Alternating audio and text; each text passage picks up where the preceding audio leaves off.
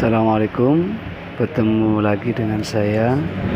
Kali ini saya akan berbagi tips mengenai jalur atau skema atau rangkaian dari rem di sepeda motor. Yang mana kelistrikan sepeda motor yang pada bagian rem di sini ada beberapa bagian yang harus diperhatikan, sehingga jika salah satu ini tidak ada, maka proses pengereman atau rem tidak akan terjadi. Yaitu diantaranya adalah pertama aki, sumber aki, nomor 2 switch rem, nomor 3 kunci kontak, dan nomor 4 adalah lampu rem. Yang mana pada bagian ini akan membantu kita jika kita menemui trouble di mana lampu rem tidak menyala. Jadi sebelum kita melihat kabel, kalau kita sudah tahu jalur, maka kita akan satu persatu akan kita cek. Tidak akan ngecek di luar jalur tentunya, karena kita sudah tahu jalur, entah itu aki, kontak, rem ataupun lampunya sendiri.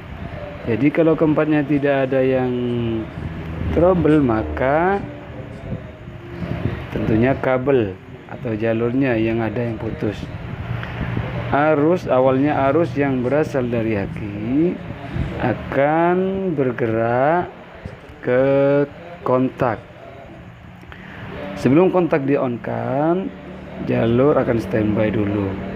Setelah jalur kunci kontak di-on-kan, maka strom atau arus positif akan mengalir menuju switch rem kaki atau switch rem tangan. Sebelum switch rem ini ditekan, arus tetap standby, tidak akan mengalir ke lampu. Setelah ditekan, maka arus yang semula standby akan mengalir, akan dihantarkan ke lampu rem.